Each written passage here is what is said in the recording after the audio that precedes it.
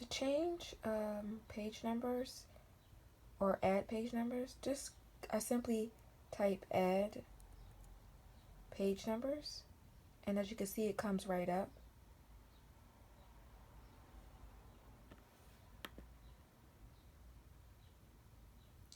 You can choose top pages or bottom pages.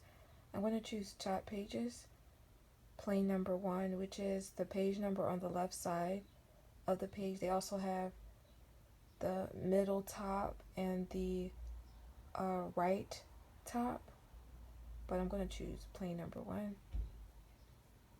Click out of that, and you have your page number.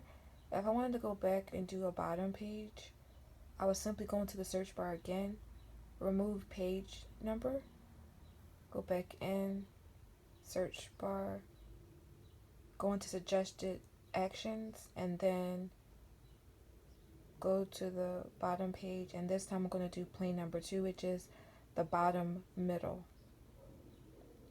I'm going to click out of that, and that is how you change page numbers in Word.